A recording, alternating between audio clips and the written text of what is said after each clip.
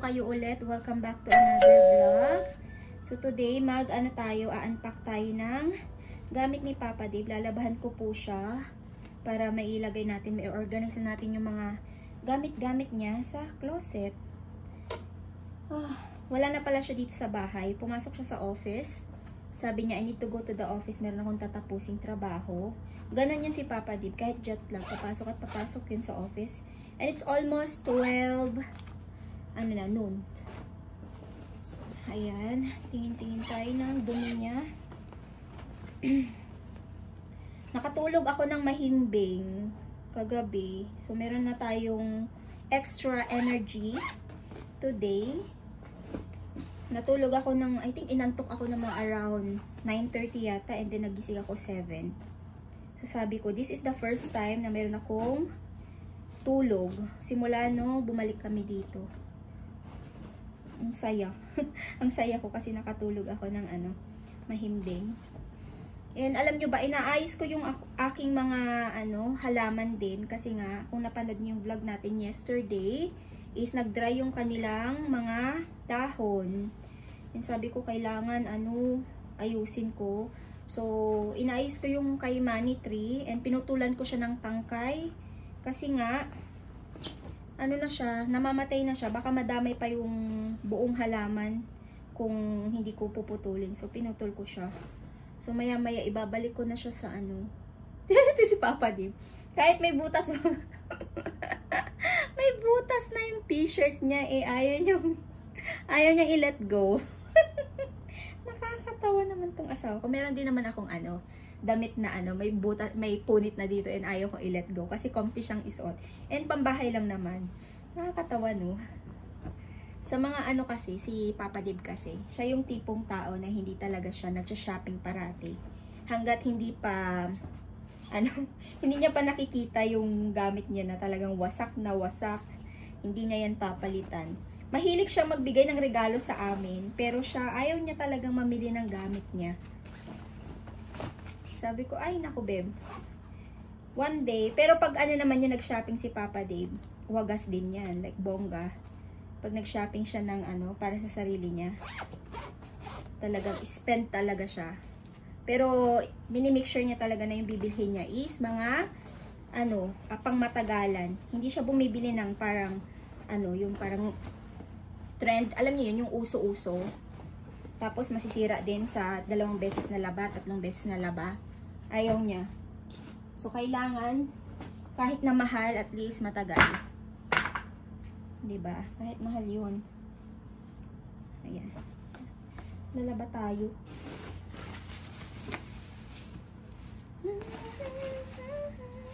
Pinanood ko yung napanood niyo na ba yung nabanggit ko yung kahapon sa vlog yung kay Catherine Bernardo na movie ba?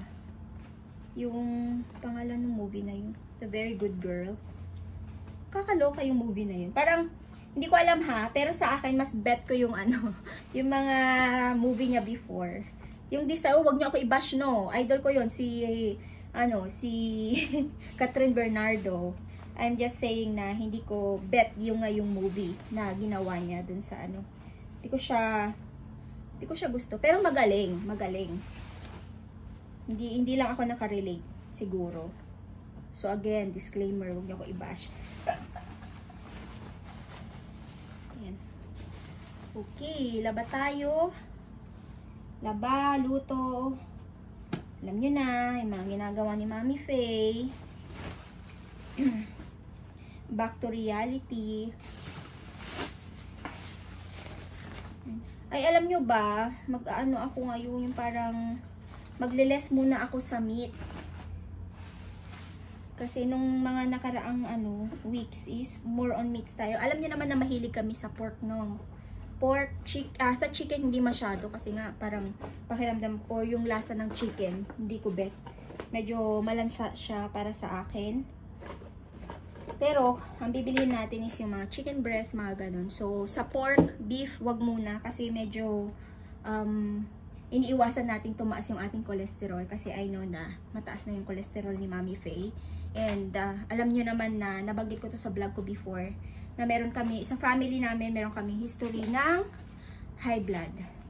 high blood, high cholesterol, ano ba to, katarata, anong tawag din, sakit sa puso, meron din. And then, yung sa ano, rayuma, ano pa ba yun?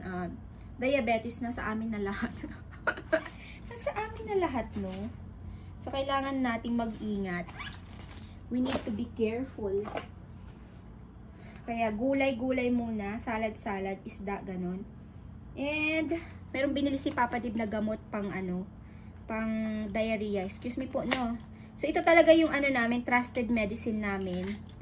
Nung time na, kahit sa ano, pag na-hospital kayo, ang ginagawa is nila, meron silang ganitong medicine na pag na-dehydrate, dehydrate ba yung tawag doon? Yung parang, bawas ka ng bawas kasi nga sa diarrhea, and then nagsusuka ka. Nilalagay nila sa dextrose.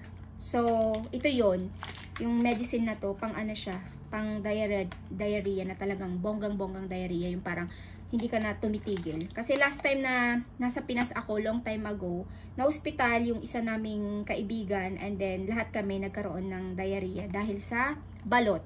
So, ingat din kayo sa pagkain ng balot, no? Kasi minsan, hindi nyo alam yung balot na nakain nyo is sira, mga ganon. So, kailangan be careful. And then, yun nga, na ano kami, nagkaroon kami ng ganung katinding diarrhea. Buti na lang, nasabi ito sa akin ni Papa Dave, nakabili agad kami sa pharmacy, ininom namin. Si Papa ko lang pala yung hindi nagkaroon ng diarrhea nung time na yun, kasi nga, bawal siya sa balot kasi, di ba, may high blood siya. So, kami-kami lang, magkakapatid, tsaka yung kaibigan. Kaya, ayun, yun yung nangyari sa amin, mga kalalas. Isprehan ko lang tong ano ni Papa din, luggage niya din. Sabi ko, wag niya munang ipasok dito kasi gusto ko isprehan. Eh, yung mga luggage ko dito na isprehan tong mga to. Antibacteria ba? We need to remove all the things here. Ano to mga to? Papel. Mga ano niya naman to, airline tickets niya to. Yung tatanggalin to, siya na lang magtanggal kasi gamit niya to. Baka mamaya maghanap siya. Saan mo nilagay yung ganito? Saan mo nilagay yung ganyan? So, yung pakialaman. Diyan na lang muna yan.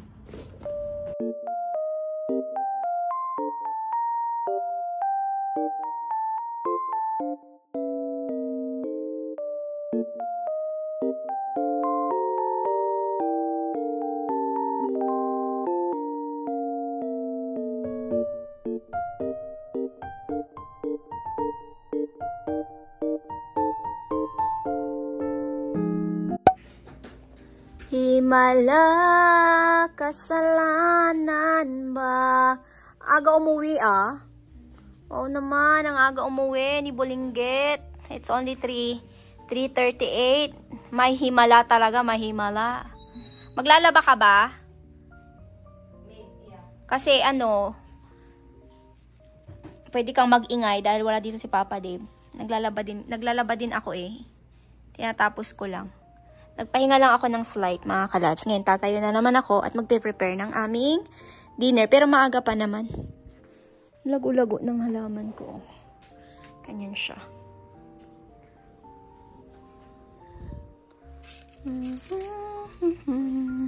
Tignan yung weather, oh. Kanina, ang dilim-dilim. Alauna, ang dilim-dilim. Tapos ngayon, naging blue sky siya. Diba? Sala sa lamig, sala sa init ang weather. Luto na tayo, mga kalalabs. Magluluto ako ng ano, ginisang mais. Na merong ano, Chinese pechay. Or kung anong tawag dyan. So, gigisa lang ako ng ginger, onion and garlic. Gisa-gisa lang ito. Wala siyang sahog. Kasi sabi ko nga, ayoko ng karne for now. Gulay-gulay na lang muna. And isda. So, meron naman akong salmon na ilalagay sa air fryer. Nakalimutan kong bumili ng black pepper na ubusan na ako. That's okay. Ayan, lagay tayo ng ganyan. Konti.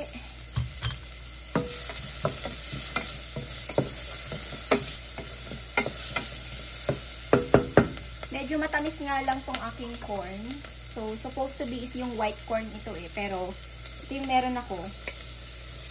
So, pagtsagaan natin. Pagtsagaan natin ito.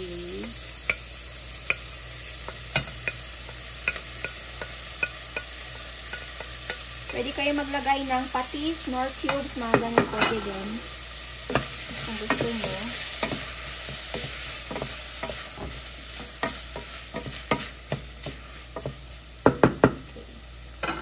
Tutuin ko lang ng slight yan. Lagay ng salt and sabawan natin ng konti. Here.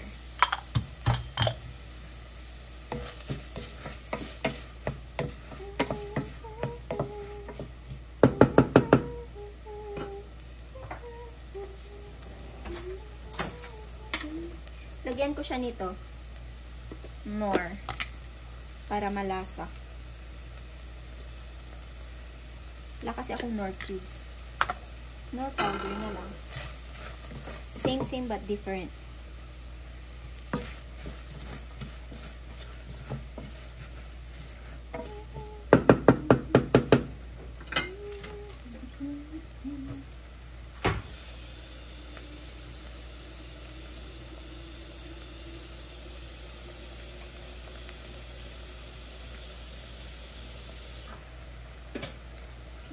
Tayo ng sabaw. Konti lang. Ayan. Okay na yan. And that's it. Pansit. Halo-haluin. Pakuluan. And lagay natin yung ating gulay mamaya. Ito yung ilalagay ko, mga kalalabs. Taran! Ayan. Yan yung ilalagay natin. Unahin natin yung tangkay. Para ito yung maunang lumambot. And ito yung salmon ko, nalalagyan ko lang ng salt, black pepper, garlic powder, and then mustard, and then lemon. Yun lang. Tapos air fryer ko na siya ng 20 minutes. So, madali lang yung ating pagkain for today. Nandito na si Papa Dave. Sabi niya gutom na siya. So, luto na yung aking mais na gulay. And then yung salmon. Rice na lang yung hinihintay ko. Inutusan ko siya. Inuutosan ko siya bumili ng nung nasa work pa siya, tinawagan ko. Bili ka ng ng seaweed. Tapos, ang gusto niyang bilhin is yung pang sushi. Hindi naman ako gagawa ng sushi. Sabi ko, gusto ko seaweed lang. Hindi siya nakikinig. Same, sabi niya. Sabi ko, syempre, parehas lang din yun. Pero, iba yung, yung square ba, na pwede mo siyang papakin. Kasi, ayaw ko yung lasa ng May seaweed akong natikman na sushi wrap siya. Yung pang wrap ng Hindi ko siya gusto. So, mas gusto ko yung seaweed talaga na square. Yung pwede mo siyang papakin. Paulit-ulit. Ang arte ko, no? But anyway, lahat naman tayo may kaartihan, no?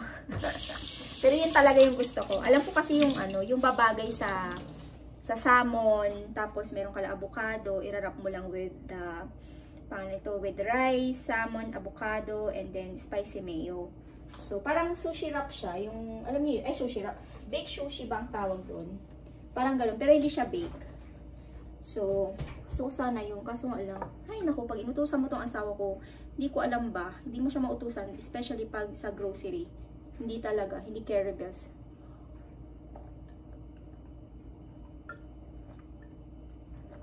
Inom lang ako ng tubig. Nauhaw ako sa kanya. Nauhaw ako sa pag inutusan mo, hindi nakikinig. May G. Ay, naku po. Okay, let me grab the salmon kasi luto na siya. Dami lang naman tong salmon eh. Ay, gusto ko pa siyang lutuan ng konti. Ha? Tama na. Tama na siguro.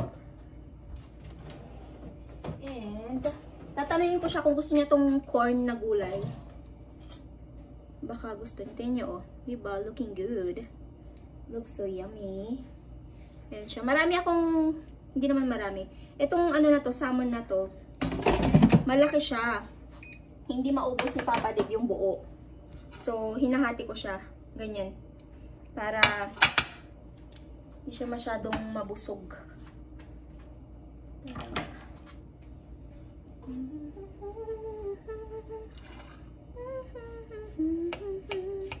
Parang hindi crispy yung skin. Gusto ko sa sushi. Gusto ko sa salmon is crispy skin. Patry nga. Hey. Try natin.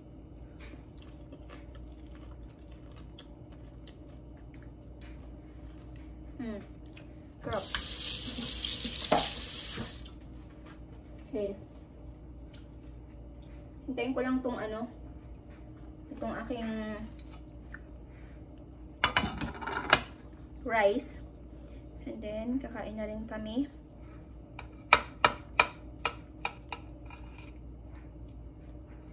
Slicing ko na lang na pa-cubes tong ano, salmon.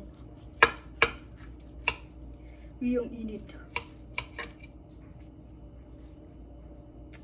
Ayan. Bite size ba?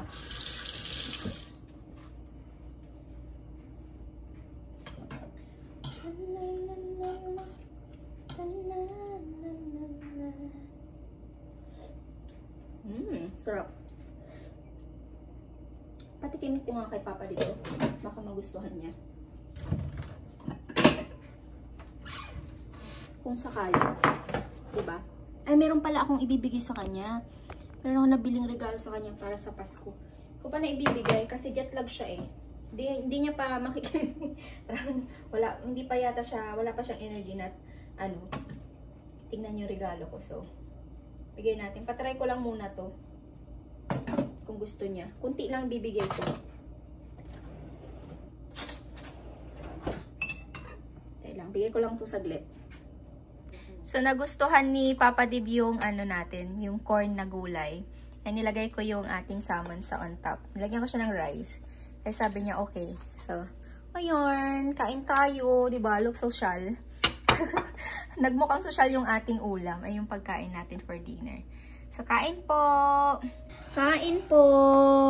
Ayan. The best. Sabi ni Nicole, gusto niya na ng salmon. Sabi niya kasi dati, ayaw niya ng isda. Ngayon, gusto niya na daw. Maganda be, yung seaweed. Alam mo yung seaweed? Yun yung bakit ka bumili? Bukas na lang punta akong Costco. Bilhin mo na ng pepper. Kasi masarap yun eh. Tapos ibabalot mo yung, ano, yung salmon sa seaweed. Tapos meron siyang spicy mayo, avocado, ganun. Paborito ko yung avocado eh. Ang sarap. Kain po. The best na ulam.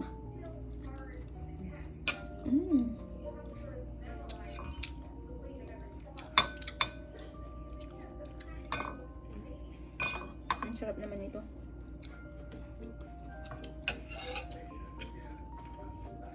Good morning. It's a beautiful day today, mga kalalabs.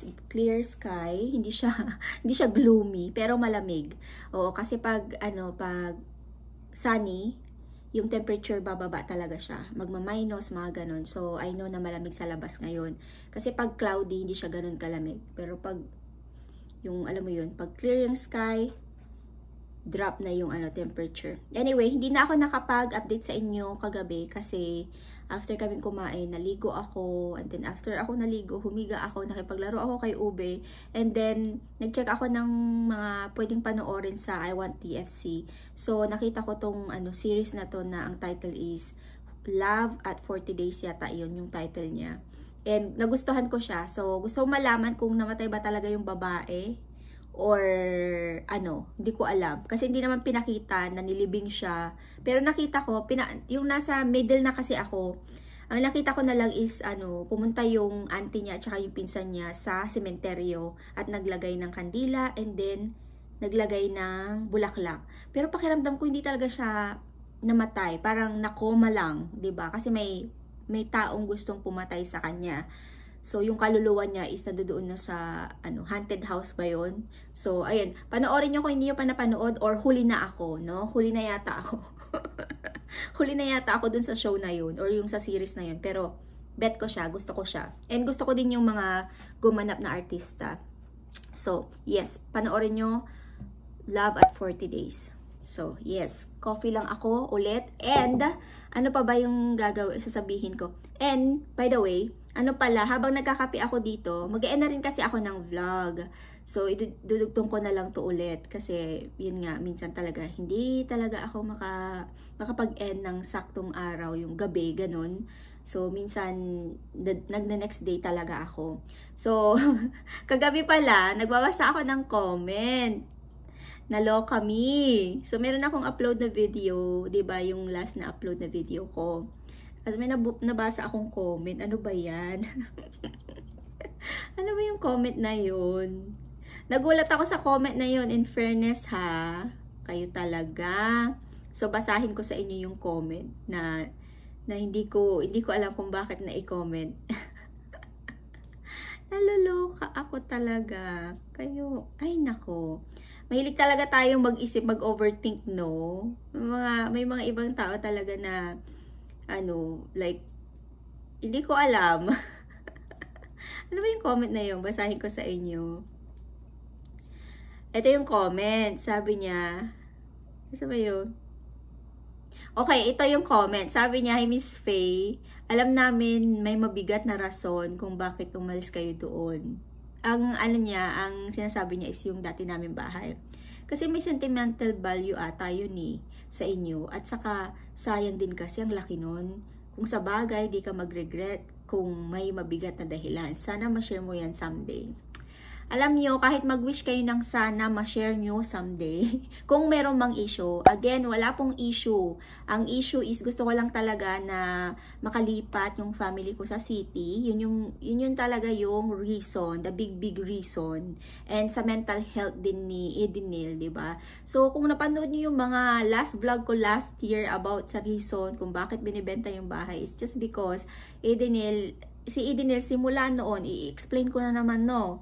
Simula noon, nung buhay si mama ko, inalagaan niya si mama ko hanggang mamatay, and then next is si papa ko. So, ilang years na po yun. 'Di ba? So, yun yung po yung reason na sabi niya, Ate Pe, gusto ko din makasalamuhan ng ibang tao, ganito, ganyan. So, yun talaga yung main reason, okay? Na nakalipat ng city. And I love cities din kasi, so, nung itong ang last na bakasyon namin, talagang nag-enjoy ako ng bongga kasi hindi ako na-stuck sa bahay sa Hermosa. Yes, malaki yon. Sayang yon, yes. Pero as what I said, hindi siya masasayang kung meron pang ibang plan, na better plan, para dun sa nakuha mo na pinagbentahan ng bahay. So, yun lang yun. Dapat isipin natin na, pag yun nga, nabenta namin yun, and then isipin natin na, ay, merong sigurong yung plano na maganda, ganon, 'di ba? Meron siguro yung ipapagawa niyang bahay, ganito, ganyan, 'di ba? Or kung saan sila titira, siguro mas maganda, kaya niya napiling ibenta yung bahay. So, again, kung merong mang issue, mga kalalabs, hindi ako kagaya ng iba na pag may issue, especially kung kasama ang family, kasama yung sa circle ng family ko, like papa ko, mga kapatid ko, or sa mga kamag-anak ko. Kung may issue man kung may issue man ako sa kanila or issue sa family, hindi ko talaga yan i-share sa social media. Okay, wag tayong someday mai-share mo yan. Hindi pwede kasi alam nyo, ito yung hindi maganda sometimes sa social media na especially pag galit ka, na i-share mo yung mga bagay-bagay, nasisira mo yung family, yung relationship mo sa family. And ako yung tipong tao na pag meron akong issue sa ibang tao or may issue sila sa akin, sige, magbato lang sila na magbato ng kung ano-ano about sa akin. Ini-ignore ko yan. Hindi ako pala issue na tao. Like, wala, ikwento mo sa kalabaw, ikwento mo kung kani-kanino yung chismis mo about sa akin. Pag narinig ko yan, or may nalaman ako na may sinasabi ka about sa akin, hindi kita papatulan. Ganun kasi ako. Maiinis ka lang kasi hindi talaga ako papatol sa'yo. Who cares? Gumaganon ako kasi hindi naman totoo kung ano yung nasa isip mo, hindi naman totoo kung ano yung mga chismis mo about sa akin. Wala may kibers, wala may pake. So again, kung may issue man, hindi ko to i-share sa social media.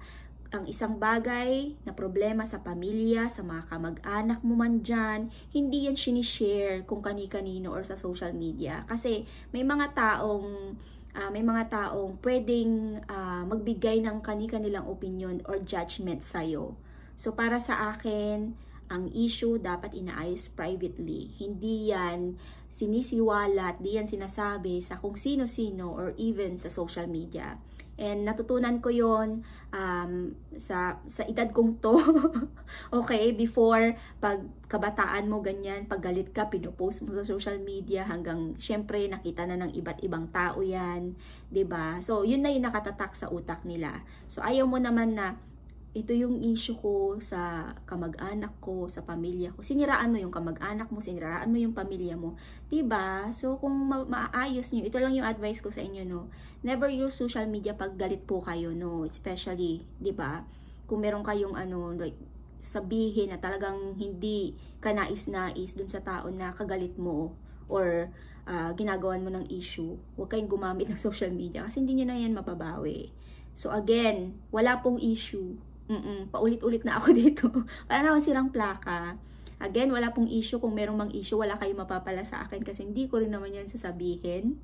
Again, that is a private conversation to the person or to the people na may issue sa'yo or may issue ka sa kanila, 'di ba? So, ayun. Nabasa ko lang kasi natawa lang talaga ako. Oh my gosh. Siguro hinihintay nyo talaga, no, na talagang sabihin ko, ay, si ano kasi. Kayo talaga. Anyway, sana this is the last time na pag-isipan nyo ako or kami ng family ko or kung sino ka man dyan na kaya binenta yung bahay kasi may issue. So, stop na tayo dyan. Love, love, love, love. And lagi kong sinasabi, love, be kind, respect, mga ganyan, yung dapat nating isipin, 'di ba? So, ayun. Thank you sa pakikinig. Hindi ko alam kung tama ba yung explanation ko, but anyway, kung kayo yung nanonood ng vlog ko, kung yung explanation ko ba ay correct or wrong, it's up to you. 'Di ba mga kalalabs? Basta, yun na yun. Tuldukan na natin to at mag-move on na tayo at abangan nyo po yung mga susunod na kabanata. Again, sinabi ko na to sa last vlog ko, kabanata ng ating kung saan tayo talaga. Yung makikita nyo din naman talaga sa vlog ko yan kasi maganda tong i-share sa ibang tao to inspired, 'di ba? So kung ano man yung gagawin ko sa mga susunod na buwan, 'di ba? So ayun, thank you ulit po sa suporta. Salamat din po sa lahat ng mga nanonood ng vlog ni Edinel. Ayan, parang sinisipag ang aking sisterette na mag-vlog. So, please subscribe to her YouTube channel. And thank you din po sa panonood sa akin, sa pagsuporta. Ayan, maraming salamat po. Sana hindi kayo magsawa sa panonood ng aming vlog. So, ayun na po, dito na po nagtatapos ang ating kwento. I'll see you on our next vlog, mga kalalas. Always smile, always be kind, always be happy.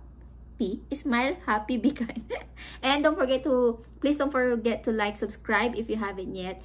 And of course, huwag niyo pong kalimutang i-ring yung bell icon kasi diyan po kayo manonotify pag mag-upload ako ng bagong video. So, ayun. See you on our next vlog. Ingat-ingat po tayo parate. Bye-bye. Love you all.